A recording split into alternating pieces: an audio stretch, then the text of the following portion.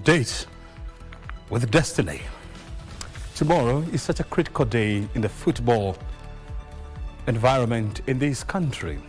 Our national team, Harambee Stars, will be facing Madagascar in a must-win match to qualify to the next stage of this tournament, which is the semi-finals. It's going to be historical if we get to that level. And the whole nation is behind the boys. They must win because Chan is on KBC. Good evening and thank you very much for joining us. You're watching the Prime Edition with me, O'Brien Kimani. We are coming to you live from our national headquarters. I'll be telling you why President William Ruto is excoriating global rating agencies for their unfair rating of African nations. Plus, the war on counterfeit as well as substandard good is expected to move a notch higher. What is the Kenya Bureau of Standards up to? Well, I told you this is a Prime Edition with me, O'Brien Kimani. It can't get better than this, you know for sure. We are live from Broadcasting House, and I have the highlights, which is coming up next. And then thereafter, we'll kick off the bulletin right here.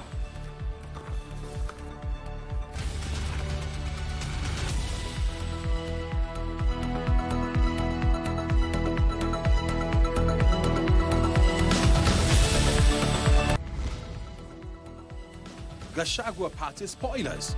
Police lob tear gas to quell chaotic scenes during former DP Rigathi Gachagua's procession from JKIA.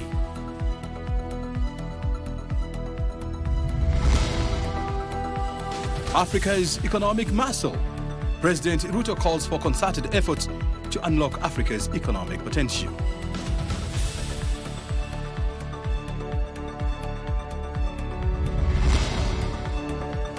Per diem-driven travels. CS Geoffrey Ruku calls out public service managers.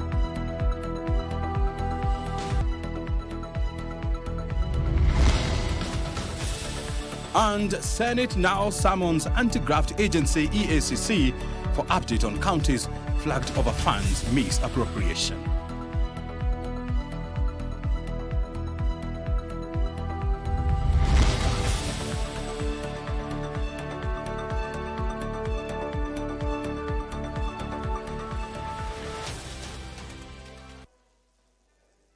Many thanks for joining us. Our sign language interpreter is Byron Abrili. While President William Ruto has called for urgent action to unlock Africa's economic potential, stressing that the continent must harness the vast resources through trade, investment and innovation. The head of state made the remarks in Yokohama, Japan during the 9th Tokyo International Conference on African Development, TICAD 9. Meanwhile, President Ruto witnessed the signing of various development cooperation documents at the ongoing TICAD meeting in Yokohama City in Japan. How are you? Welcome to. Thank you very much. Thank you very much. Welcome How to is Japan. Toyota? Yeah, Toyota is going. Speaking during the plenary session on promoting trade and investment, President Ruto said Africa's challenge is not a lack of potential, but rather inadequate investment, poor infrastructure and limited integration. Africa's journey to economic transformation faces significant impediments, which we all recognize. The challenge before us is not about knowing what needs to be done, but whether we have the courage and urgency to do it. He emphasized that with 65% of the world's remaining arable land, Africa should not only be able to feed itself, but also the world. Agriculture remains Africa's greatest untapped engine of prosperity. It employs more than 60% of our people and contributes nearly a quarter of the continent's GDP, yet its promise is far from being realized. With 65% of the world's remaining arable land, Africa should not only feed itself, but also feed the world. This is not a failure of potential, but of investment, infrastructure, and integration. Currently, less than 18% of Africa's exports are traded within the continent, compared to over 60% in Europe and Asia. Dr. Ruto reiterated support for the establishment of an African credit rating agency to ensure fairer access to financing. Aggressive reforms are essential to unlock affordable, predictable, and sustainable financing for development. I therefore support the proposal to establish an African credit rating agency, complemented by reforms in global credit rating systems to address structural inequalities. He also called on the private sector to take a central role in Africa's transformation through public-private partnerships, bringing in not just capital but also technology and innovation. The private sector must also play a central role through effective public-private partnership. A vibrant private sector brings not only capital to bridge financing gaps, but also innovation, technology, and efficiency critical to sustainable growth. President Ruto also commended the signing of a statement of intent on the Samurai bond, saying it would diversify Kenya's resource mobilization. And Speaker of the National Assembly, Moses Wetangula, has asked legislators to uphold integrity and efficiency as they execute their mandate. Speaking during the third National Assembly Leadership Retreat in Mombasa, Wetangula emphasized the need for the leaders to prioritize the needs of the people by working together in a unified house. The third National Assembly retreat has kicked off in Mombasa with the Speaker of the National Assembly, Moses Wetangula, emphasizing their commitment to their mandate as legislators. He reminded the legislators to stay focused in executing their mandate diligently, upholding integrity at all times. We always tell our own children that to do good and to do right, you don't have to do it because you are being watched. You do it because it's important to do it anyway. So wherever we are, we must act responsibly, whether we are being oversighted or not, because that is a cardinal duty in human life. And this being that Council of Elders, the jury checker of the House, we carry a greater responsibility to reshape our story as a House, reshape the narrative of what the public perceives of the institution of Parliament, and reclaim the dignity and the integrity of the House of Parliament. The Speaker also raised concern over quorum hitches and urged them to prioritize the House business to avoid delays in lawmaking and oversight. Please, let's avoid the temptation to give the public fodder to think that we don't work. Because every time the bell rings until it goes off and we go away, the media has a field day. You don't work, you don't care, you are lazy, I don't know what, all sorts of things they say. With the second half of the Parliament session about to begin, Leader of Majority Kimani reminded the House that they have a greater responsibility of ensuring that the public are not misinformed. What is clear is that we must work very closely with the media, and this is both the mainstream media and even innovative other channels of media, to ensure that there is timely dissemination of factual information to the public. Meanwhile, Wetangula has remained steadfast, noting that the governors should keep off NGCDF, with the minority leader in the National Assembly, Junet Mohammed, saying President William Ruto's allegations that Parliament was corrupt remain allegations. So we want to make everybody who has doubts about CDF understand that it is not an affront to devolution, it is not in competition with devolution, it does not undermine devolution, it is a national government activity. President, as the head of state, is entitled to his opinion. My party leader also is a party leader of a party that has members in the House, is entitled to his opinion. But the matter goes further than an opinion. We have to look at it, whether it has merit or doesn't have merit, and that's what is going on now. And we will come up with a proper communication on that matter by the end of this retreat. Led by the Chief Justice Martha Koome, the judiciary is expected to attend the retreat tomorrow. For Prime Edition from Mombasa County, I am Ann Mburu. From the coastal city to the capital of Nairobi, where leaders allied to the former Deputy President Rigathi Gachagua are demanding swift action from state agencies, calling for the arrest of political figures allegedly behind the infiltration of his welcome home procession. What began as a celebratory convoy turned chaotic along Mombasa Road where vehicles were pelted with stones, with the police having to deploy tear gas to quell the unrest. While a few allies addressed the crowd, Gachagua, fresh from a month-long visit to the United States, quietly exited the convoy as tensions escalated. From early Thursday morning, jubilant supporters thronged Jomo Kenyatta International Airport, eager to receive the former deputy president. This is a great day. As you can see, farmers from Kipipiri, Nyandarua County has sent me with flowers to give to Mama Boys, and I know she will receive and be happy. We have missed the couple. Shortly after 1 p.m, the crowd surged towards Terminal 1B, breaching security in anticipation. Still, Gachagua had not appeared. Moments later, the crowd was redirected to Terminal 1C,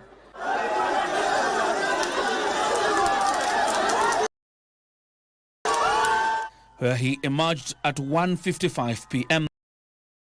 near DCP leaders. Pandemonium broke out, a glimpse of their party leader. After a brief wave to the crowd, on a fraught journey to Kamukunji grounds, the intended venue for a return rally. Along Mombasa Road, the procession met violent resistance, with stones flying from a flyover, with vehicles bearing the brunt. Journalists were with several press vehicles, including one from Standard Group, damaged in the melee. Police resorted to tear gas to disperse rival factions. Amid the chaos, Gachagua slipped away, retreating to his current residence and leaving his allies to face the fallout.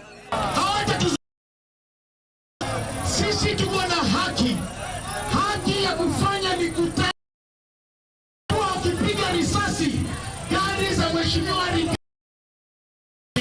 Ikiwa tuko Kenya uhuru na tunakibishwa ni kama sisi ni majangili, hii ni aibu kubwa, na mimi nataka kutoa onyo kali kwa gavana wa Nairobi.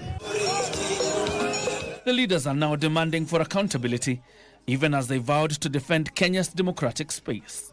We actually were seeing a helicopter hovering around and above us the entire time that we are there. So it clearly shows that those were not our friends. They were not the friends of Rigathi Gachagua. They are not the friends of Kenyans, but actually they were just there, had been planted there to ensure that we do not have a successful day. I think the moment you see the police officers on this other side and the goons on this other side, and all of them working in collaboration to ensure that they are fighting the procession and they are fighting the convoy of His Excellency Rigathi Gachagua, your guess is as good as mine. John Jacob Curia, Prime Edition.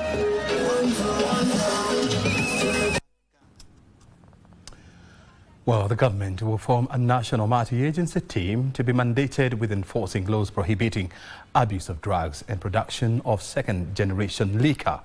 Speaking in Nyeri County during the Jukwaa Usalama Security Tour, Interior Cabinet Secretary Kipchumba Murkomen said the agency will be based in Nairobi. He said Nyeri is so far among counties with an impressive record in the fight against illicit alcohol. Nyeri County was on Thursday the fourth county in the Mount Kenya Region chapter to host the Jukwaa Usalama County Security Tour by the Ministry of Interior.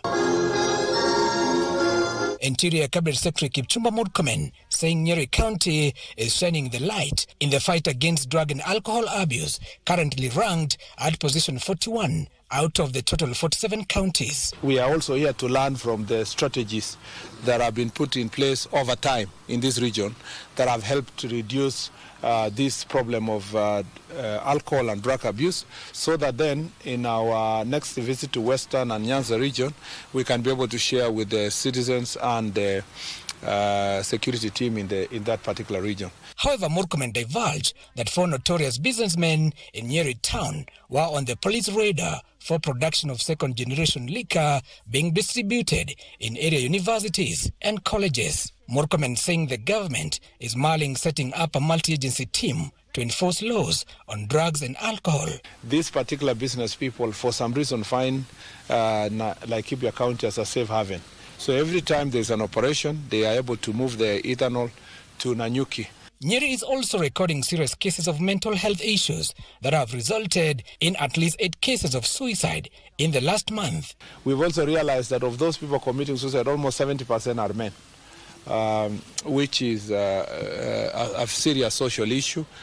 This issue it's not a just law enforcement issue. It requires a whole society approach to see how best we can be able to deal with the challenges that people have. Cases of theft of coffee were still rampant in Nyeri and other coffee-growing counties. Giverson Maina, Prime Edition in Nyeri County. Well, civil society groups in Busia County have raised a red flag of a standoff between advocates and Busia Chief Magistrate. They argue that unless resolved, it threatens the dispensation of justice. Trouble is said to have started after the magistrate ordered for the eviction of court brokers from the court precinct for soliciting for bribes and threatening other court users. Achola Simon reports. Trouble is said to have started after the chief magistrate ordered for the eviction of 2 notorious brokers from the court precincts after it emerged that some of them had commercialized right to bond. In a letter dated 12th of August 2025 and addressed to Busia County Law Society of Kenya, the magistrate further cites cases of extortion and soliciting of bribes to aid withdrawal of cases before the court. Ni kwa sababu ya hii ambapo tunaona sana wale mawakili ambao walikuwa wanakulia visa kama hivyo wanamshambulia, wanataka kuona ameondoka na wanataka kuweka vitisho kwenye mahakama ili magistrates waishi kama wanaogopa. The letter further states that some of the brokers had become so brazen to the level of threatening judiciary staff who didn't play ball. Such grave allegations erode public interest and cast aspersions on the noble legal profession.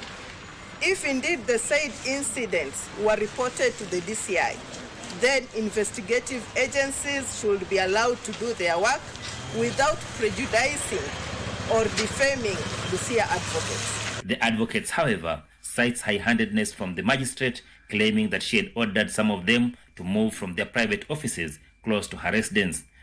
Ndio tuweze kumsaidia na kutimiza lengo letu, hatutaenda kwenye hiyo koti, na tungeomba wenzetu ambao wana practice pia nje ya Busia waweze kutoenda wasiende kwa hiyo koti, kwa sababu tukienda pale na maisha ya magistrate yako hatarini, tunajaribu kuonyesha kwamba yeye ako salama, ilhali yeye mwenyewe anasema hayuko salama. Sources, however, indicate that one of the private offices under controversy is actually under active investigation for allegedly being grabbed.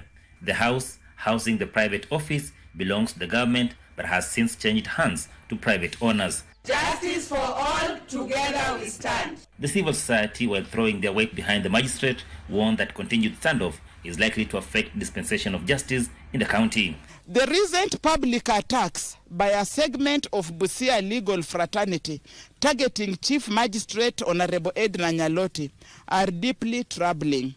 These efforts appear to be acts of intimidation aimed at undermining judicial integrity and reviving the dark past that Busia law courts have worked hard to overcome.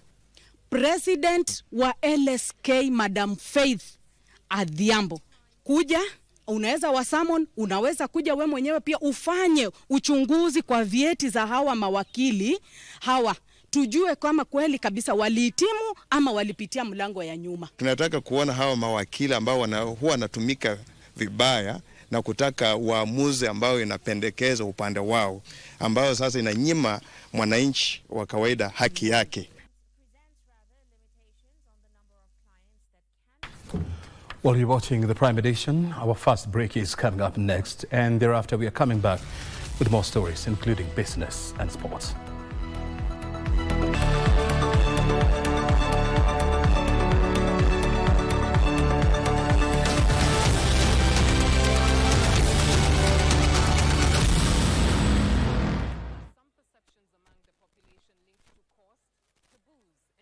Hello there. Do you want to own a home?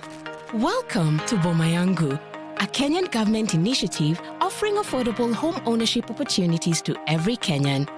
We have projects across the entire country. With a deposit of 5% the value of the house and a fixed interest rate of as low as 3%, your journey to home ownership begins. Log in to the eCitizen portal or dial *832#. Register with 200 shillings only and start saving via mobile money, debit card or credit card to achieve the required deposit. From the listed housing developments, select your preferred location and apply for a housing unit to begin your journey towards home ownership. Prices start from 640,000 Kenya shillings. Visit Boma Yangu at www.bomayangu.go.ke. Brought to you by Affordable Housing Board. Makao bora, jukumu letu. Hii ni mpya! Hii ni mpya! Hii ni mpya! Hii ni mpya!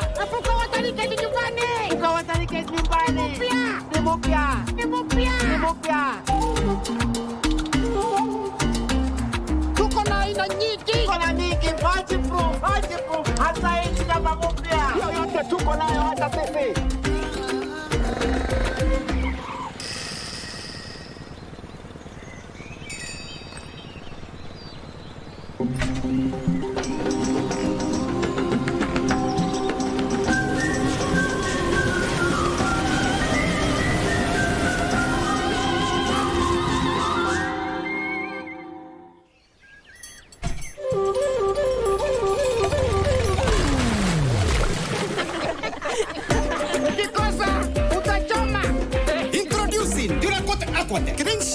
Kenya's fast tintable waterproof in paint.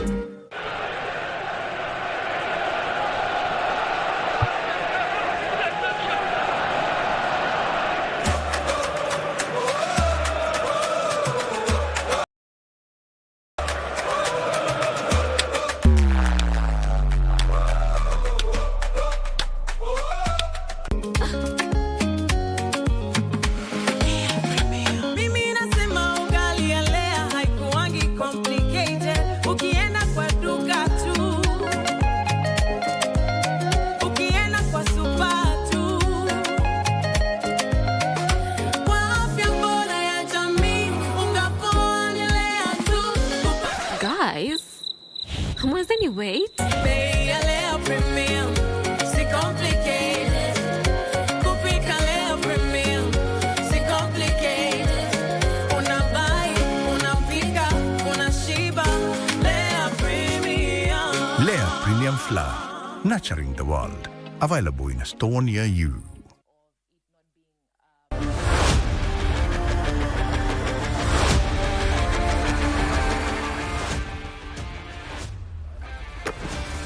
Hello, I'm Sheila Waweru. I'm the acting CEO of the Affordable Housing Board, and this is the institution mandated with the development and maintenance of affordable housing in Kenya and associated social and physical infra. This is the institution that will support you in owning your home under this program. And the way to do that is to log on to www.bomayangu.go.ke and start your journey towards home ownership. We have partnered with KBC, which is airing our CHAN 2024 games. These are key partners in this, and we have taken this opportunity to support our teams, to support our country, and this is a call for you to support your teams and your players. Kumbuka, CHAN iko KBC, CHAN iko home, support your teams, support your players.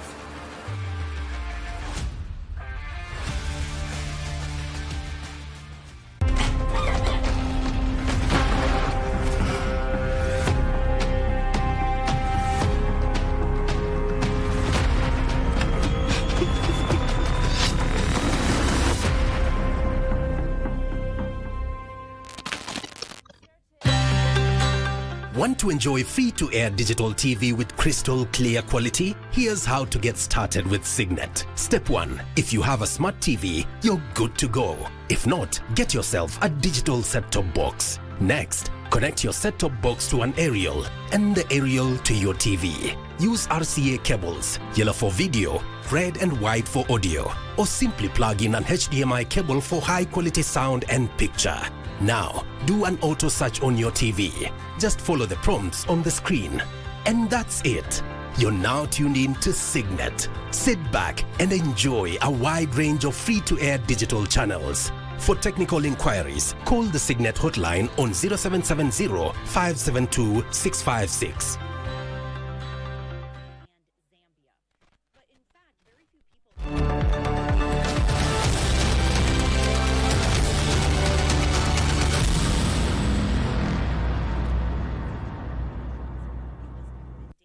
Time now to focus on the world of business. You're watching the Prime Edition. Welcome. Well, Kenya has put into trial a new disease-resistant variety of potato, which is expected to boost production by 30% once approved for cultivation. The Kenya Agricultural Livestock and Research Organization Potato Research Center Director Moses Nyongesa says GMO variety, which is under assessment at the Biosafety Authority of Kenya, is late blight resistant and will reduce use of chemicals in potato production. Kenya produced 2.2 million tons of potato last year, a 4% drop from 2023. Potato breeders say the production could increase 30% if the new genetically modified potato is approved and adopted by farmers. The GMO potato that is set for the national trial is resistant to blight that has reduced potato production in the country. We have gone through the proof of concept. The potato carries genes for resistance, complete resistance to potato blight. If released for commercialization, the GMO potato will reduce use of chemicals in production, lowering the cost of production and promoting food safety. The farmers will now have no need to spray this particular potato variety. We think that this is important for the farmer because it will considerably reduce the cost of production. Yeah, using GM, we are able to protect the farmer from the hazardous chemicals, and we know majority of our farmers are small-scale farmers. They don't use protective gear when they are spraying fungicides or pesticides in their farm. If approved, Kenya will join Uganda and the United States of America in the production of genetically modified potato. This potato variety, the potato research is one of the pioneer research of unique crops in Africa. Calro will also release an improved conventional potato variety that meets multinational fast food standards mid-next year. We are keeping an eye on those, and there are other varieties which have come up to respond directly to those processing needs. Some varieties are already in the pipeline, very close towards formal release, recommended for release, and they have those processing traits. GMO potato is among 4 crops that have been genetically engineered in Kenya, awaiting court processes before commercialization. Benson Drioba reporting for Prime Edition. Great news there for potato farmers. Well, the Office of the Data Protection Commissioner has called on digital lenders to review and update their privacy policies to fully comply with the Data Protection Act. Data Commissioner Immaculate Kasaid says many lenders are yet to comply with the Data Privacy Act and the guidance note issued in 2023. Kasaid is further calling for regular data protection impact assessment by players in the sector, particularly when introducing new products.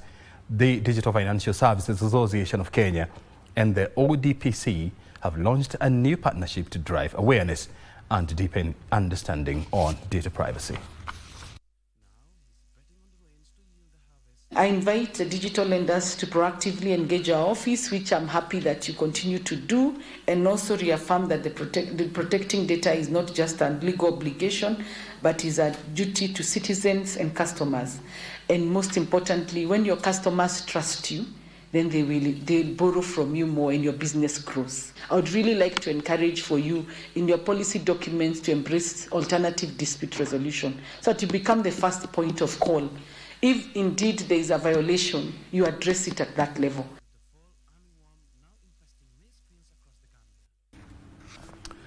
Well, businesses should prioritize customer experience in their operations in order to remain sustainable. Leaders warn that organizations which fail to invest in customer experience risk losing competitiveness in both local and global markets. The Institute of Customer Experience chairperson, Joseph Shoge, says the latest survey shows that 73% of consumers consider customer experience as key factor in their purchasing decisions. Yet only 40% of businesses compete primarily on customer experience. Choge says customer experience and satisfaction have become the defining factors in business performance. We're in an era where CX is no longer nice to have. It is the differentiator that determines who thrives and who fades into irrelevance. Today's customers are very empowered, very vocal, actually spoiled for choice. Organizations that fail to embed CX into their DNA risk being left behind, regardless of their size, legacy, or market share.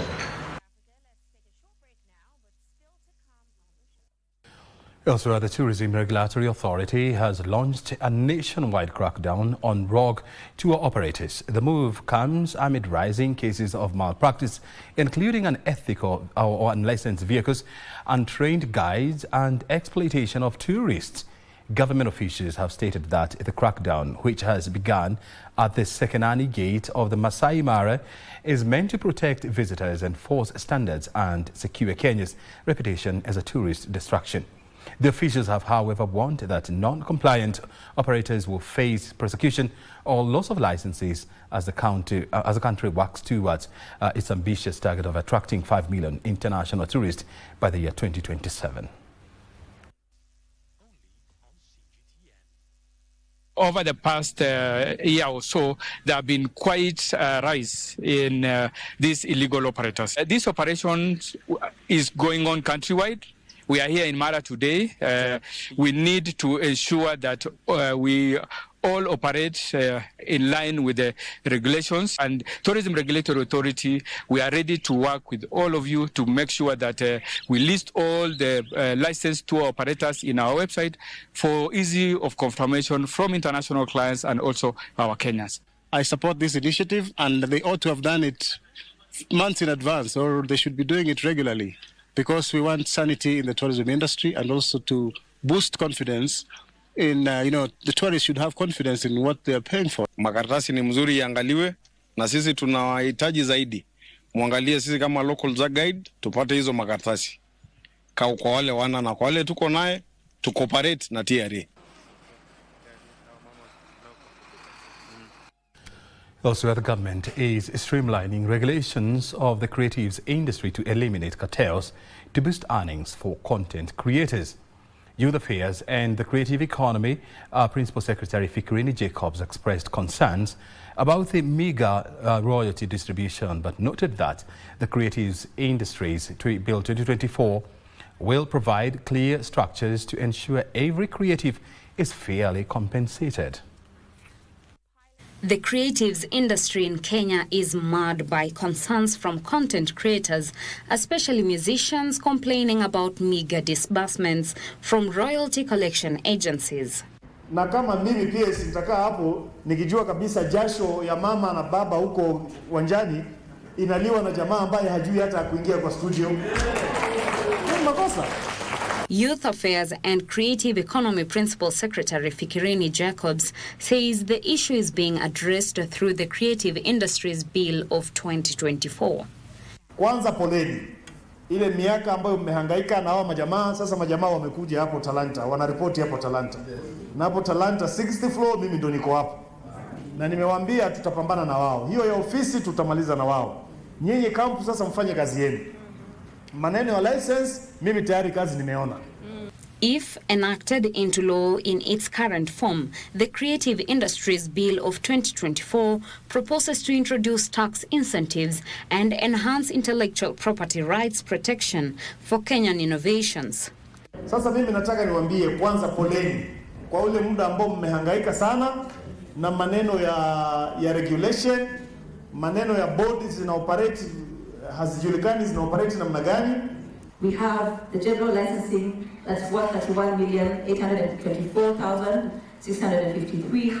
Broadcasters spending 26,268,252. Fikirini says the creative industries has potential of injecting capital and doubling its contribution to the economy from the current 5% in the short term.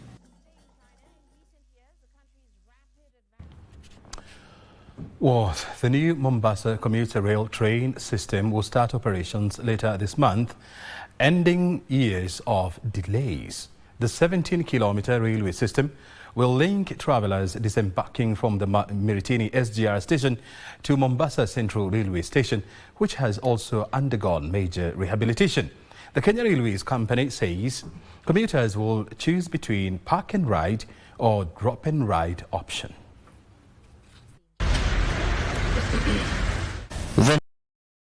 Which is two modern passenger stations in Mombasa town and Miritini, a 2.3-kilometer ocean-spanning railway bridge, the revitalization of 16.6 kilometer railway, all part of a broader strategy for efficiency and urban logistics.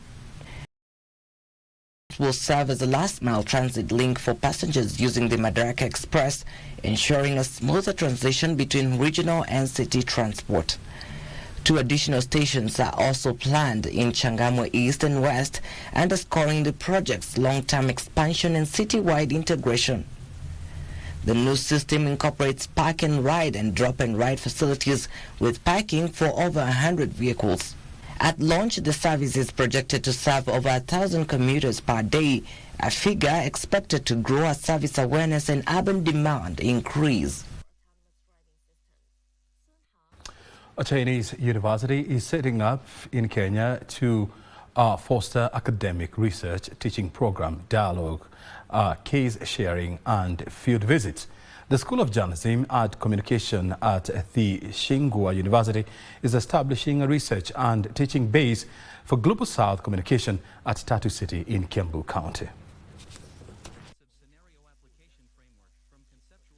As a research and teaching base for Global South communication, we like to use this as a possible case study to tell the story of African industrialization and urbanization through the collaboration of industry, government, and educational institutions. We're not only talking about the education and also like technology and capital, and also today even we talk a lot about for the culture and the industry and everything, even in the future how we can cooperate.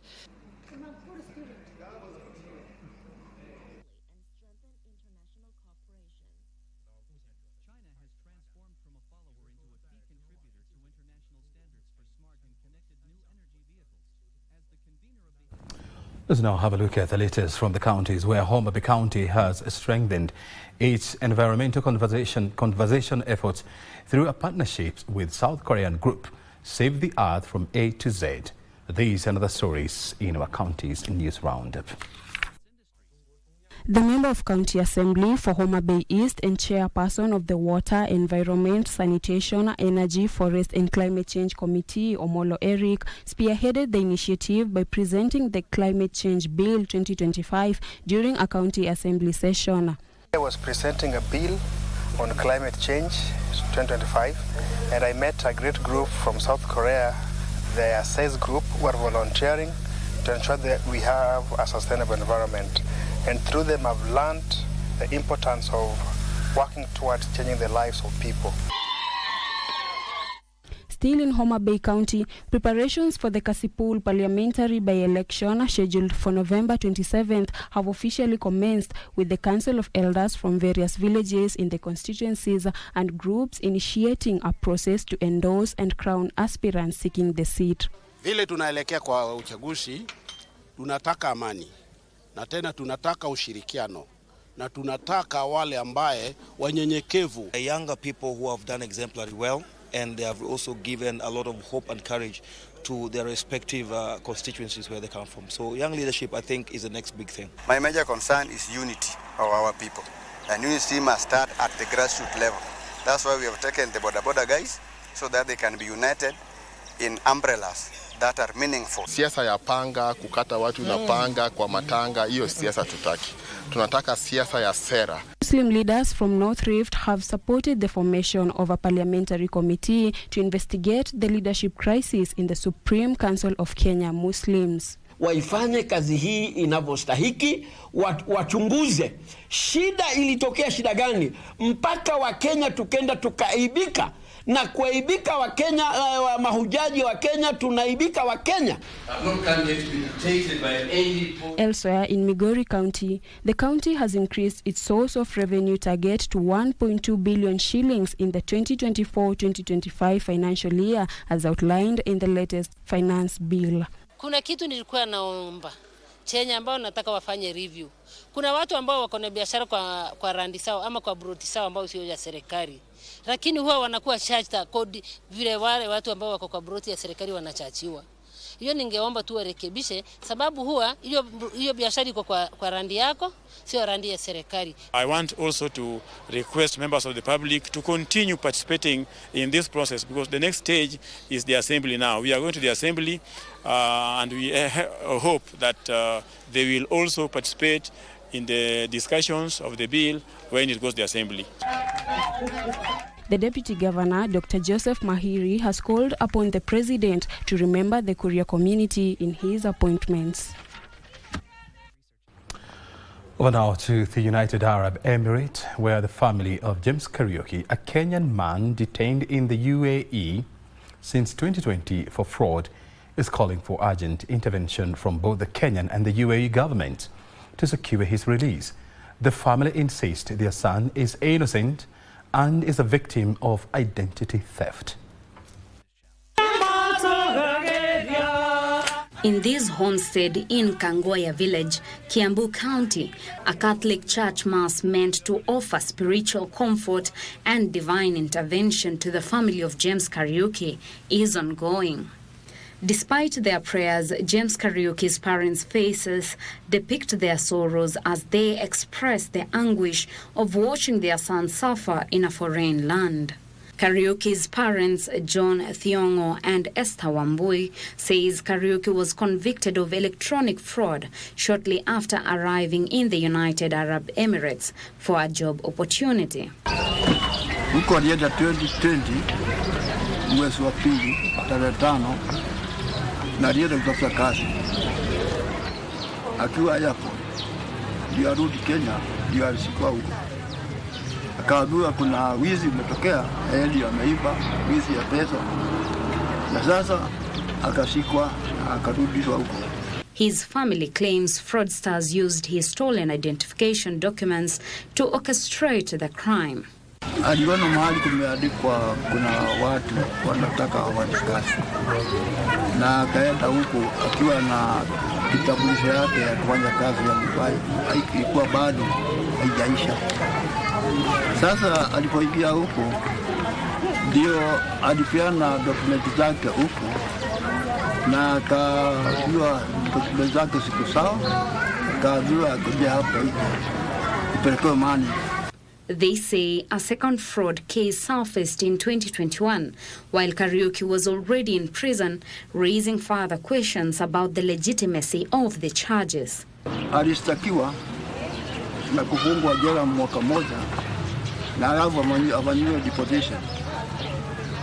Sasa shida ikatokea akiwa ndani ya jela, wizi mwingine ukatokea na ile document zake. The family says that despite inconsistencies in the case, including evidence that he was incarcerated when the second fraud occurred, Kariuki was fined over 81 million shillings and remains imprisoned, unable to pay.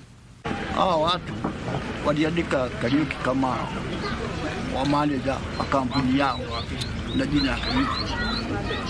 Sasa hao walipora pesa na mwenyewe amesema pesa alipwe, ukakosa namu.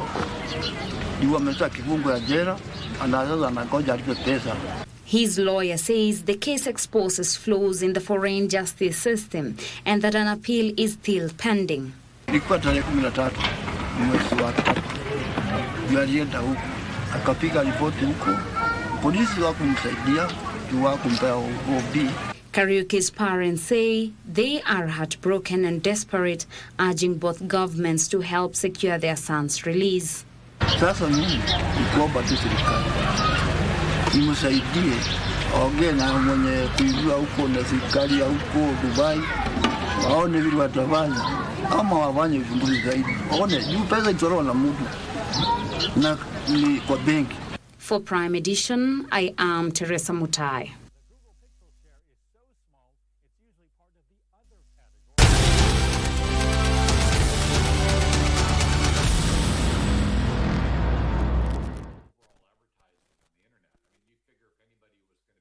Lives.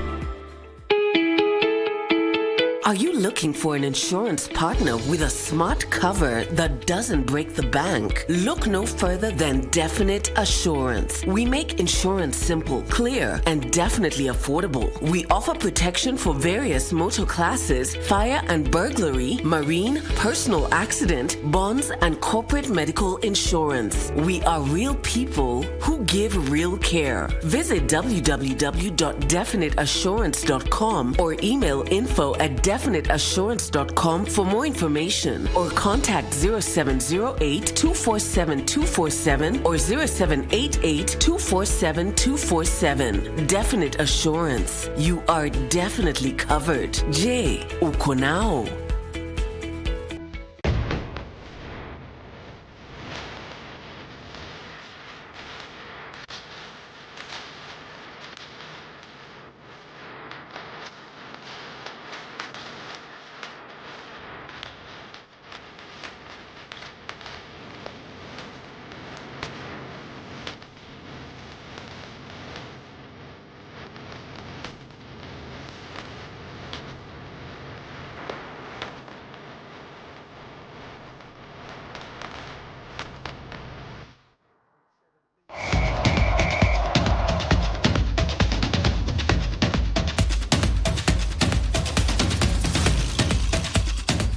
Shortly after impressing at the Under-21 AFCON in Mauritania, as Adumala gets a glove on that, still not far enough away and turned just past the upright. Now Lahmada has been in the thick of things, relishing his first opportunity at this African Nations Championship.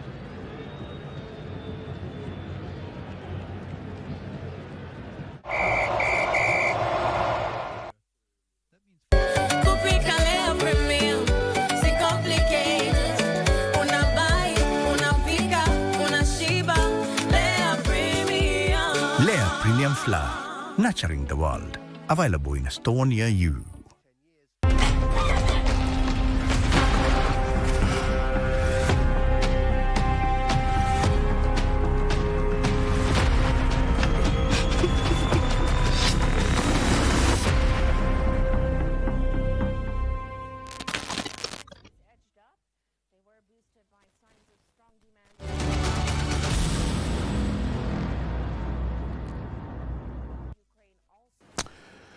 Well, the Kenya Bureau of Standards plans to intensify market surveillance and tighten import controls in a renewed bid to keep substandard and counterfeit goods out of the Kenyan markets. KEB's Managing Director Esther Ngari says the agency is scaling up enforcement of standards through stricter inspection, digital verification of quality marks and closer coordination with other enforcement bodies. The KEB's MD spoke exclusively to our reporter Trevor Ngendo, who has the following report. Hello there, and a very good evening from studio. We are coming to you from the KBC Gardens. My name is Trevor Ngendo. Tonight, we are going to talk on issues that touch on the Kenyan households about the quality and safety of the products that we consume, from the food we eat to the building materials shaping our cities and the electrical appliances in our homes. But as substandard goods continue to infiltrate the Kenyan markets, questions continue to linger about the safety of the products that we consume in the country, and also on Kenya's enforcement systems. How strong are they? Joining me tonight is the Kenya Bureau of Standards Managing Director, Esther Ngari, to talk to us about the enforcement standards in the country. Thank you so much for joining us, Esther Ngari. It's a pleasure to have you. Thank you, Trevor. Maybe you could begin by telling us how would you rate KEB's success in full protecting the Kenyan consumers? Thank you so much. Let me start by saying that Kenya Bureau of Standards has put in systems, very robust systems in place to ensure that we have fulfilled the mandate that we have been given under the Standards Act, CAP 496. We have put in quality assurance systems, we have put in systems for inspection of products, we have put in systems for market surveillance, and all these go to make sure that the products that get to the consumer, they are actually safe. We have made sure that all the products getting into the market, the products that the manufacturers are making and releasing to the market, they are supposed to have a standardization mark that then assures the consumer who procures this product or uses the products, they assure the consumer that when you see the standardization mark on the product, that product has been checked and has been given that mark to inform the consumer that the product is safe. So we have put in robust systems. We have conformity assessment processes which have, where we have laboratories at the headquarters. We also have laboratories all over the country where we have our regional offices. We also have laboratories at every entry point. And our laboratories have been accredited to international certifications, which make sure that the tests we are carrying out, the officers who are manning these laboratories are competent and they are able to give test reports that then give confidence to the consumer of these products. You've mentioned about putting robust systems, of course, but we cannot run away from the fact that we still have some counterfeit goods coming into the Kenyan market. Just reports indicate that Kenya loses up to 1 trillion shillings to counterfeits in the country. I'd love to know, and just recently you intercepted around 24,000 extension sockets. How do such goods still find their way into the Kenyan borders? Let me start by giving the difference between counterfeit products and substandard products. And also to tell Kenyans that we have an anti-counterfeit authority which takes care of issues of counterfeited products. A counterfeited product is an issue of intellectual property rights. So you have the intellectual property, you have a product which is branded, for example, Nike, and somebody else produces a product similar to that and gives it the same branding. That is a counterfeited product. And it is different from substandard product. A substandard product means that somebody has produced a product and it does not meet the requirements, the specifications that the country has gazetted in terms of the Kenyan standard. Kenya Bureau of Standards mandate is to check that every product that gets into the country or any product that is manufactured within the country meets the Kenyan standard. And when I speak about the Kenyan standard, it could be the Kenyan standard, national standard, it could be an East African standard which has been harmonized and Kenya has adopted it, and it could also be an international standard which Kenya has adopted. And for products getting to the country, we have three ways of checking. We have the pre-shipment, the pre-verification of conformity at the country of origin. That's what we call PVOC. We have entered into contracts with different inspection agencies who check on our behalf. And then they give a certificate of conformity to any product that is conforming to the Kenyan standard. We have a different route where a manufacturer at the country of origin, we can give them a diamond mark. So our officers will go to the manufacturing unit, they will be able to do an inspection, and they give a mark, a diamond mark, when the product that is being produced at that manufacturing site meets the standard. And once a diamond mark is given, the product coming from that manufacturing site come with a mark, the D mark. And that product is allowed into the country. We also have destination inspection. Destination inspection is where the product leaves the country of origin, it has not been inspected, it does not have the certificate of conformity.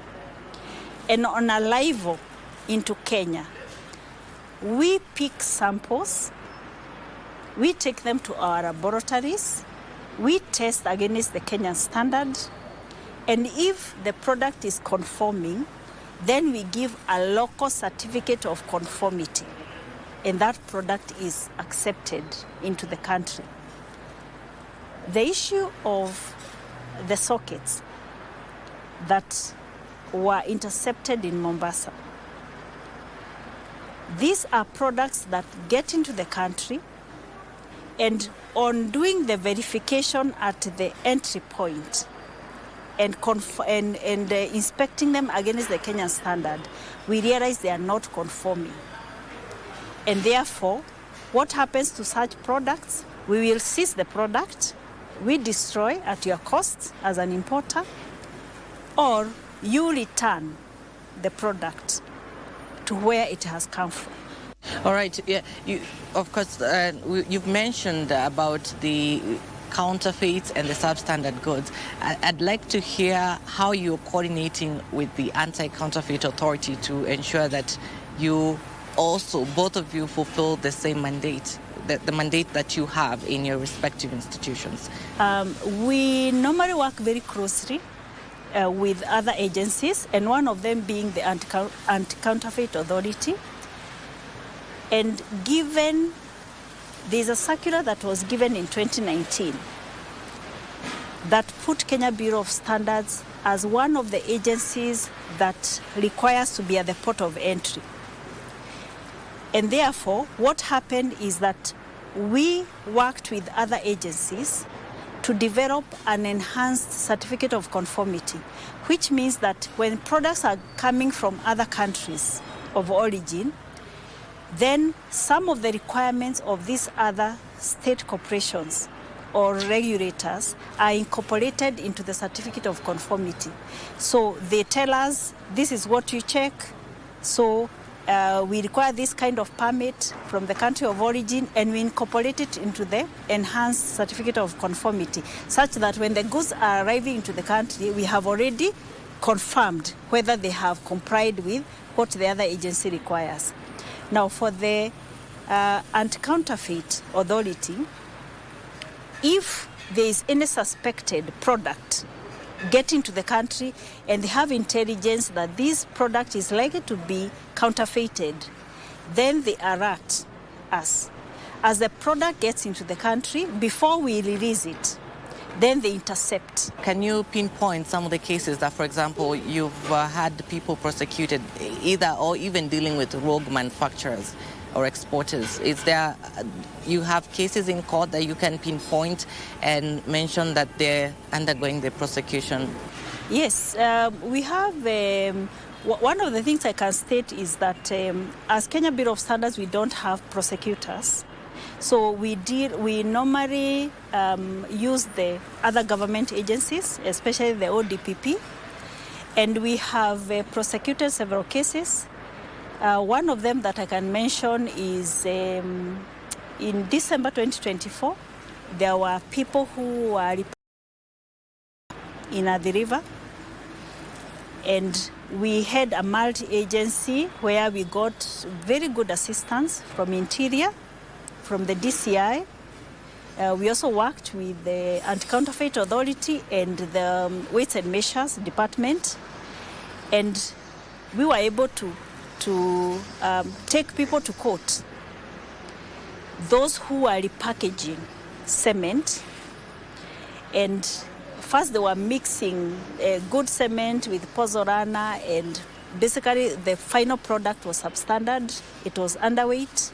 So we were dealing with the issues of weight. That's why Weights and Measures were involved. We were dealing with issues of counterfeit because we were repackaging this cement in other people's bags, branded bags. And we were dealing with the issues of substandard product. So we have that case is currently ongoing in our courts. Also, as Kenya Bureau of Standards, sit in the board of Anti-Counterfeit Authority for purposes of the governance issues and sharing the information in terms of what do we expect as we deal with the counterfeit products, as we deal with substandard products. What kind of information do we need to share? And at the board level, what are the governance issues that both institutions need to deal with? So those are some of the things that we do together.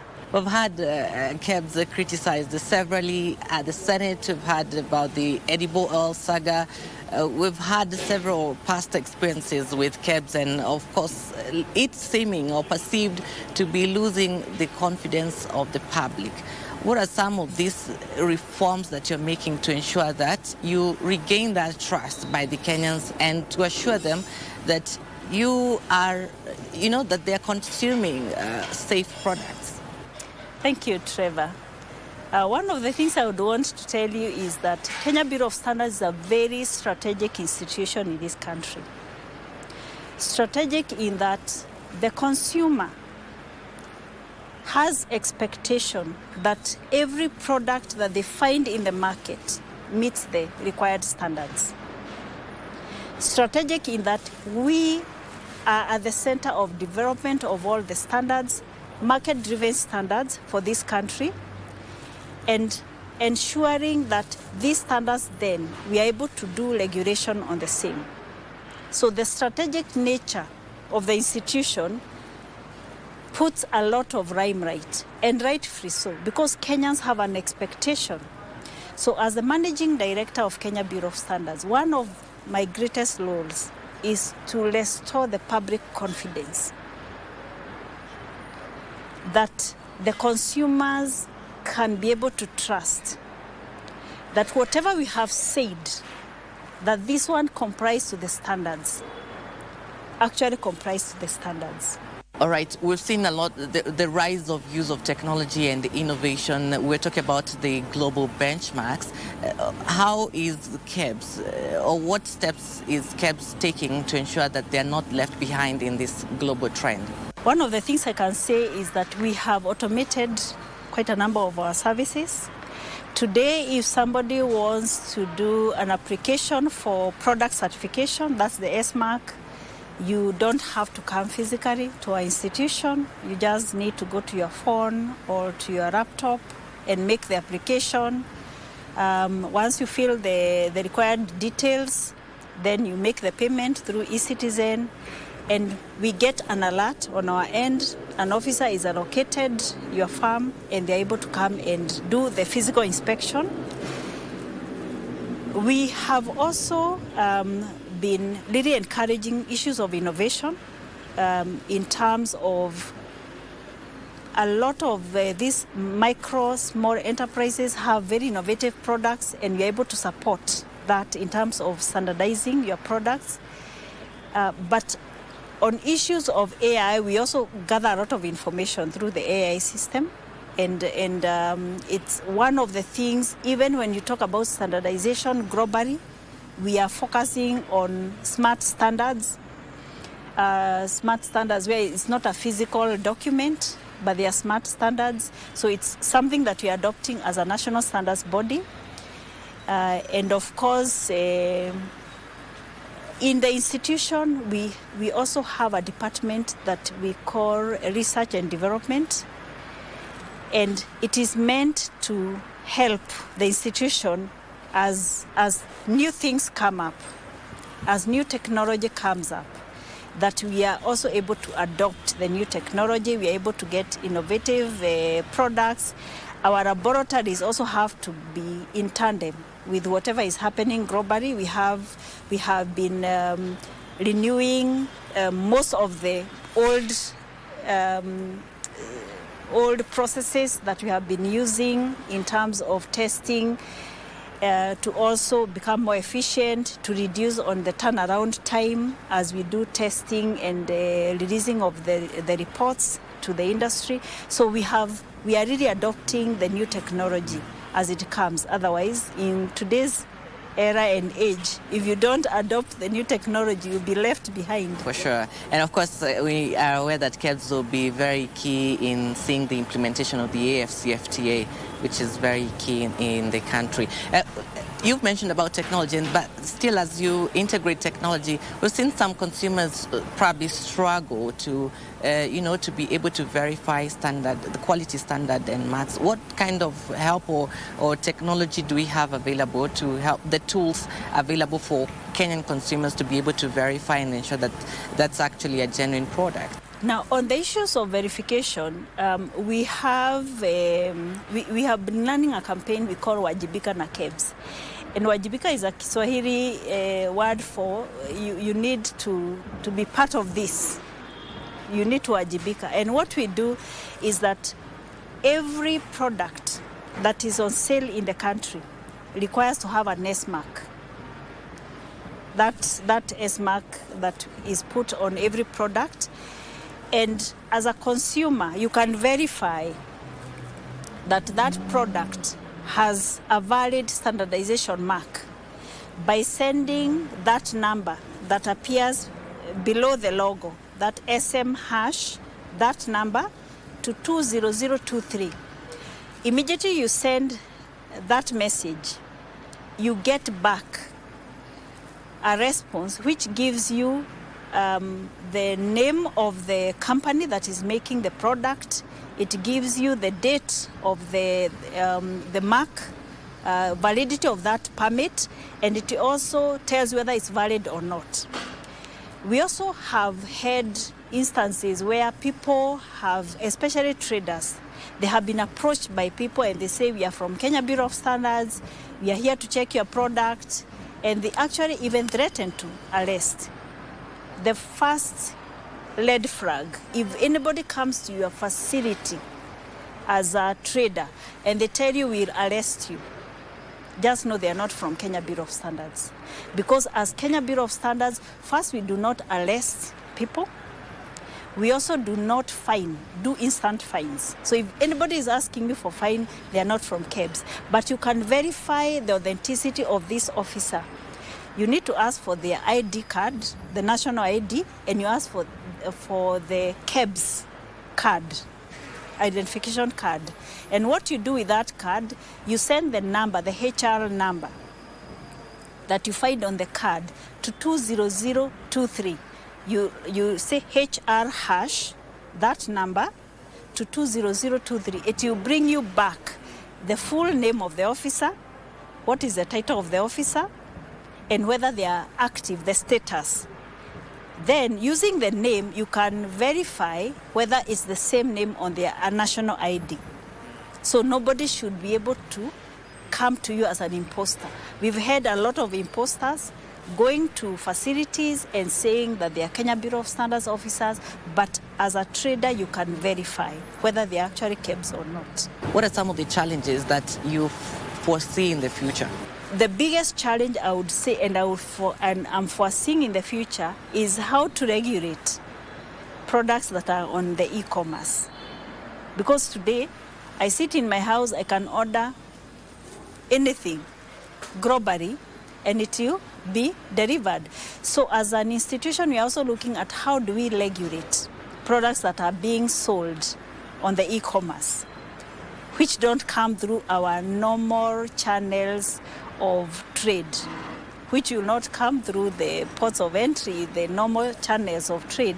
So we are looking at how do we regulate such kind of products to make sure that that consumer who is buying on a e-platform is able also to get products that has been certified, and especially the products which are coming out of the country.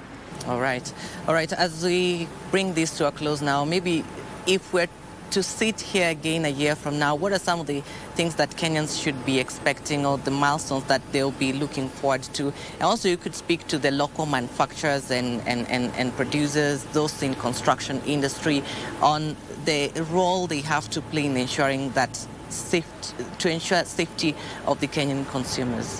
What I want to assure the consumers is that Kenya Bureau of Standards is here for you.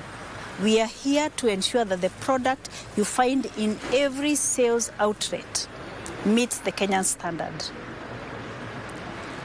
For the manufacturers and for the traders, one of the things I would want to tell them is that we will not allow any non-compliant products in the market. We are here to make sure we are facilitating trade in terms of having the right standards that they need to meet. But most importantly, we are here to ensure consumer protection. And we do this through market surveillance. We have a whole department that actually goes out there. We procure products just like any other consumer. So the manufacturer does not even know. We go to a supermarket, buy products, we bring them to the lab, we test. If they fail, we go back and seize that product, and we write to the manufacturer, we withdraw their permit, we make sure they take corrective action. For the consumers, if you have any doubt, it is good to share the information. You share on the whistleblowers policy. If you find any product in the market that is suspicious, please share the information, because then we can do intelligence-based market surveillance. All right, thank you so much. We really need to bring this to a close, unfortunately, but thank you so much for sharing your insights, and we appreciate and we look forward to see what more you have for the Kenyan consumer. All right, thank you so much. I've been talking to Esther Ngari, the Managing Director of the Kenya Bureau of Standards. She has shed light on the challenges that lie ahead, the milestones they've made, and what you should be looking forward to. Of course, and enforcement is not just a role of the regulators, but also for you as a citizen alike. My name is Trevor Ngendo. It's been an honor having you on this show. We hand it over back to studio. Thank you for following.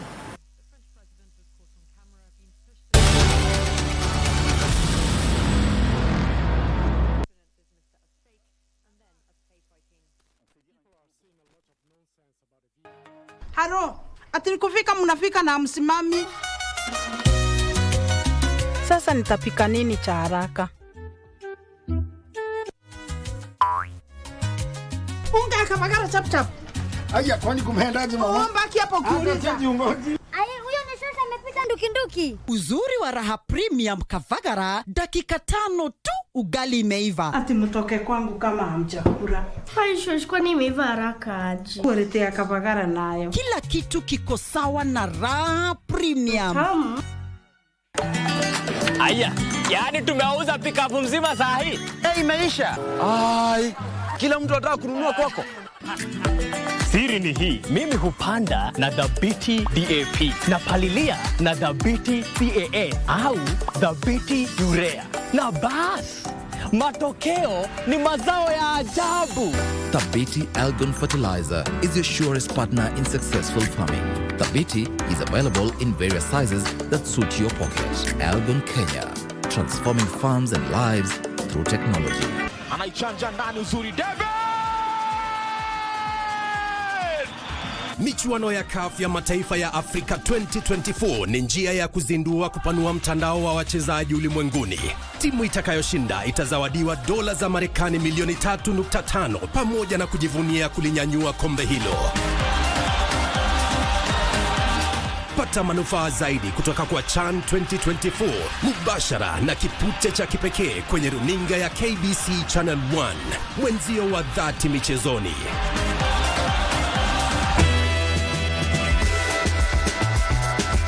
Wazee, tunajua mko na love ya team sana. Na hiyo energy ndio inatupush kila game. Lakini show up Kasarani na genuine tickets. Kama una tickets za support wa KBC, kibaitiko place hi-fi na bunch. Let's do it right. Tushinde ndani na nje ya pitch. Tusichome game. Tusichome game. Tusichome game. Tusichome game. Tusichome game.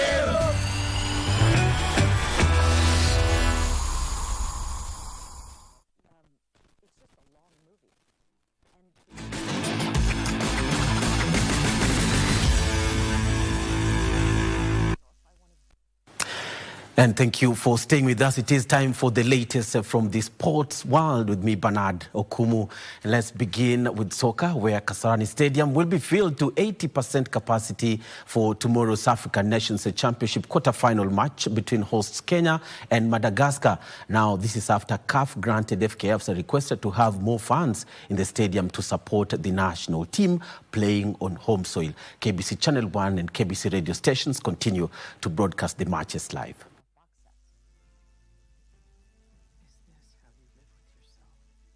After the Confederation of African Football CAF reduced the number of fans during the last Pool A game between Kenya and Zambia to 60%, a 20% increment has been granted to have the Kasarani Stadium at 80% capacity. We want to reiterate that we continue to comply in the game tomorrow. Quarterfinals is a big game, and therefore we urge all Kenyans to continue to comply so that the next time we play 100%, without any problem.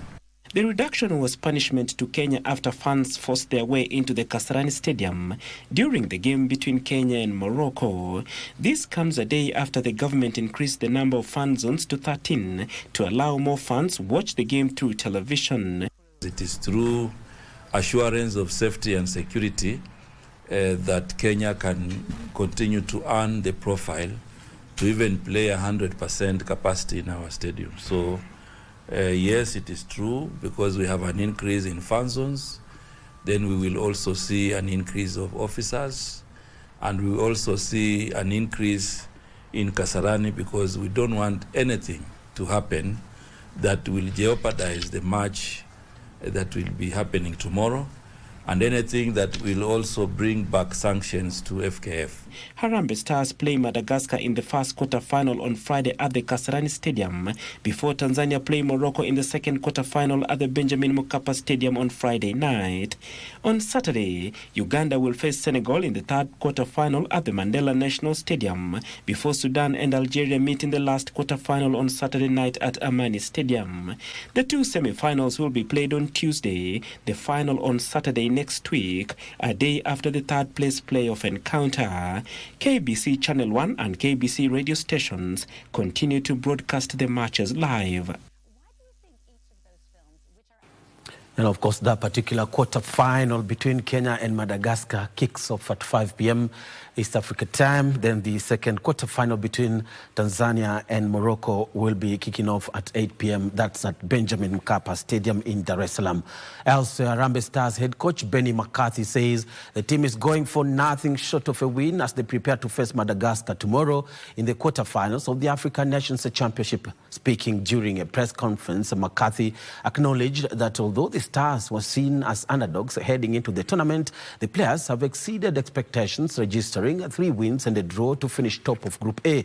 Kenya secured their place in the quarterfinals with a hard-fought 1-0 victory over Zambia in their final group match played at the Kasarani Stadium on Sunday. Know their strengths, and we also know where they maybe not as strong, and that. But I think the group stages we've been in, it's been a hard-fought group. There's almost been no rest for the team because every team we have to face is probably equally as strong to win the Chan tournament. So yeah, it's really been a tough time and we kind of surpassed that and now it's only going to get tougher. So I think it depends on how well we prepared and how mentally ready my team will be. And as long as we go onto the field knowing that we give 100% and we play to our full potential that everybody knows in the team that they have. I don't think we are really distracted by the hype maybe on social media. We are just focused on the task ahead. That's Madagascar on Friday, that's tomorrow. So I don't think it's a distraction or anything. And for the coach, he always tells us the fans are there to encourage us, give us support, morale, motivation. So there's no big deal when it comes to this. And we wish Harambee Stars all the best tomorrow as they take on Madagascar in the quarterfinals. So elsewhere, the national women's homeless soccer team is confident of registering improved performance at the forthcoming Homeless World Cup, scheduled August 23rd to 30th in Oslo, Norway. Kenya, under the guidance of head coach Evelyn Anyango, will be out to go one better after finishing 5th during last year's edition held in Seoul, South Korea. Kenya will be among 23 countries who compete in the women's category of the 20th edition of the competition that's expected to also draw 25 men's teams. Kenya, Zimbabwe, Tanzania and Zambia will represent Africa at the tournament. The team is expected to depart for Oslo tomorrow, Friday. Kenya is pooled in Group C alongside Sweden, Mexico, Northern Ireland, Greece and Zimbabwe. The Homeless World Cup uses football as a tool to advance initiatives of ending homelessness and exploitation of girls in society.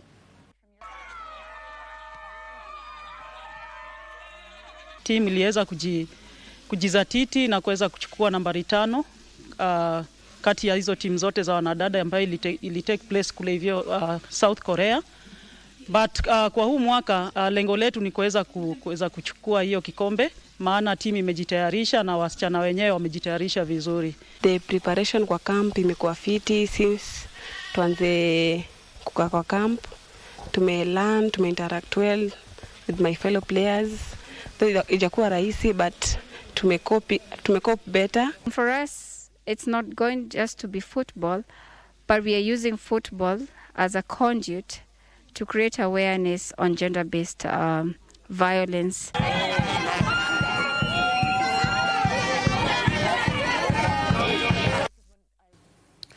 And finally, 12 teams are competing in the annual Obuya Cricket Tournament, which makes a return since 2020 when it was halted due to the COVID pandemic.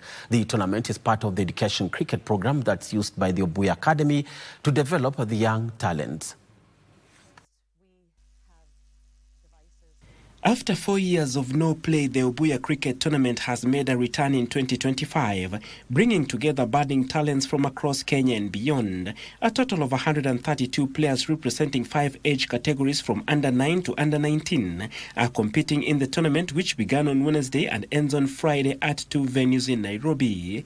The tournament has brought together players drawn from the Obuya Cricket Academy, Kajiado and Nairobi counties, showcasing grassroots cricket development in Kenya. Few of our batsmen couldn't bat yesterday, so we want to put a few of our good batsmen last so that they can help us get more runs so that we can achieve our goal in what we are trying to target. Nilianza grade 3 to grade 5. Ninapenda kwenda nchi zote, nicheze vizuri, tushinde. Napenda tu niende nchi zingine, nipande ndege, niende kabisa. The game was good. We were good at fielding. Our team got a lot of wickets and it was very good. I can now bat very well, not like the times I was new at this academy. My bowling has really improved from bowling no balls and wide balls. Now I bowl very straight. I think they're very good at bowling, but I think we're a very determined team, so I feel like we're going to go very far. In addition, an under-17 team from Uganda is part of the competition, adding an international flavor to this year's event. The good thing with all this lovely sport is we try and combine both the very, very, very people are very fortunate to be where they call it, in quotes, wealthy, and also the local boys, and that's what the main of the tournament. But the main thing is, the most important thing is the sport, which is cricket. The tournament's primary objective is to spread the game, showcase young talent, and create sustainable player pathways. We're just trying to encourage as many kids possible to play from all the backgrounds. And that's I think that's the most important thing for us as a family and as a Obuya Cricket Academy. Talented participants will be scouted from potential elevation to the Obuya Academy senior team and the Kenyan national team, strengthening the cricket pipeline in the country. Sports is quite interesting, and it can take you anywhere. If you look at the games which have been played today here, we've got boys from South Africa who are part of this pen. From Kenya, there are boys from Kibera, there are boys from Kajiado, girls and boys from Kajiado who has come in. So I think the most thing is nothing can touch the sport, and you can see it with football now. It has united the whole country, and I hope one day cricket will be part of that uniting the whole country. The event is closely tied to the Cricket Sports Training and Education Project, run in collaboration with Safal MRM Foundation. We have passed the mark. We are targeting 27, which is normally the Collins Obuya T-shirt of to educate 27 kids. We are hitting about 30 kids this year. Hopefully by next year, our main goal is try and push it up. If we can increase by about 10 kids every year, I think we have achieved our goal. More than 25 children from the project are featuring in the tournament, reinforcing the role of cricket in education and community empowerment.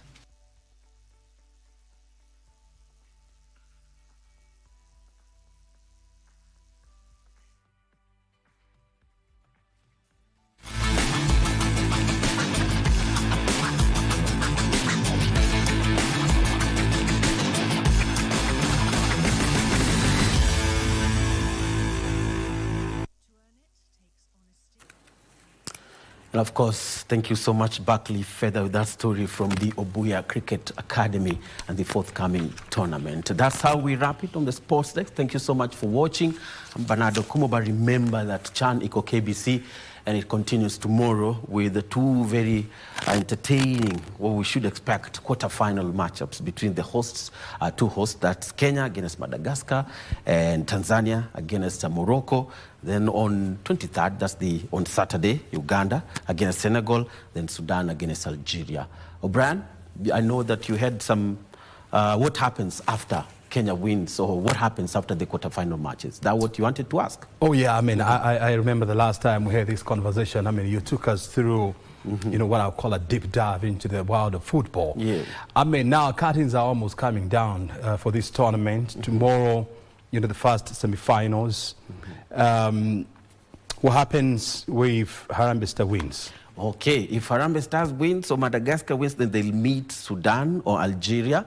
That's in the semi-finals, and this particular semi-final is set to be played on Tuesday next week. That's on 26th. But the semi-final will be in Dar es Salaam at Benjamin Mkapa Stadium. Then the other quarter-final between Tanzania and Morocco, right? Tanzania and Morocco, so the winner will meet either Uganda or Senegal. And that particular semi will be played in Kampala. So as simple as that, that's how the matchups are. So Kenya or Madagascar, so let's say if Kenya wins, they'll meet either Sudan or Algeria in the semi-final next week, Tuesday. In and if they win, and if they win the next match on Tuesday, they'll go through to the final. Oh, they go through to the finals. And the final, remember, will be here in Kenya on 30th. Oh, the finals are going to be here, yeah? Yes. This is on Thursday, next week? Yes. Oh, yeah, that's about a week from now. Do you fancy Kenya's chances? So far, we have all the hopes and the dreams are alive of going all through to the final. Don't you believe so? Oh, yeah. I mean, I've seen the boys play, and let me tell you something. They've been great in this game. I mean, it's been mind-blowing, and we are looking forward to tomorrow, and we are hoping that it's going to be a clean sweep even tomorrow. But I was also asking you this question. I mean, I know you were in Tanzania the other day, and I was asking you to, you know, when you look at all there are 4 stadiums, right?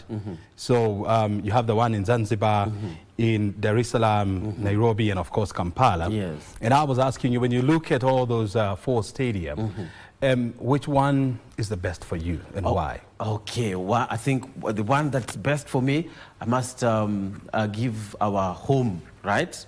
All the props, and Kasarani tops the list, and it's closely followed by Dar es Salaam. Dar es Salaam, Sir Benjamin Mkapa, where I was, because it's more recent. Remember that Kasarani was built in 1987, you know, that's more than 30 years ago, right? And while Dar es Salaam, Sir Benjamin Mkapa was just constructed in 2007. So the modalities of entering the stadium is so perfect at Benjamin Mkapa, such that when fans are entering, they go through what I call like a tunnel, you know. There's nowhere that you'll see fans either loitering or hanging around in the stadium. If they're going to the stadium, they go through a tunnel and then they just get to their seats, respective seats, depending on where the allocation of the ticket and the seat where they should be at. And also when they're going out, is the same way. There's nobody who's found within the precincts of the stadium. You go in and get to your seat, or when the game ends, you get out and just like disappear, go to your own place after the match.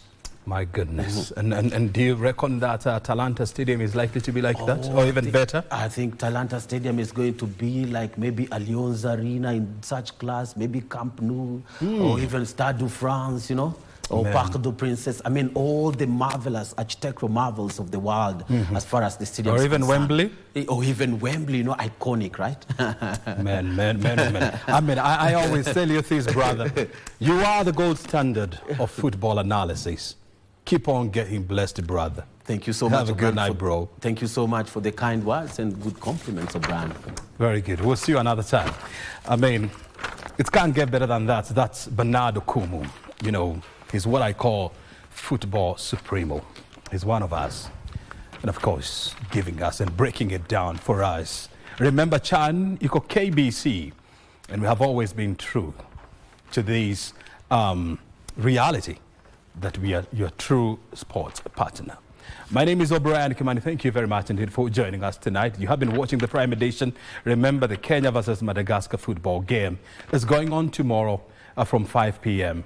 and it's going to be live here on KBC Channel 1. You can't afford to miss it. Thank you for your time. God bless you. Have a good night. Bye for now.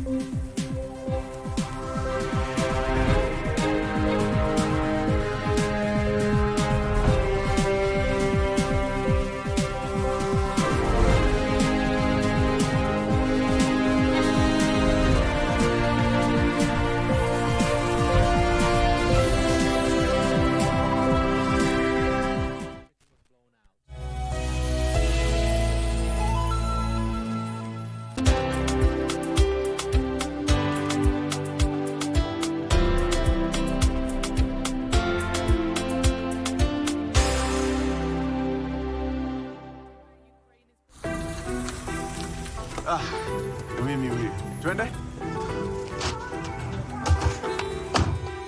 Boss, uko sawa? Niko sawa, ni vile niko na calls mingi. It's a busy day, you know. Kazi lazima ichape.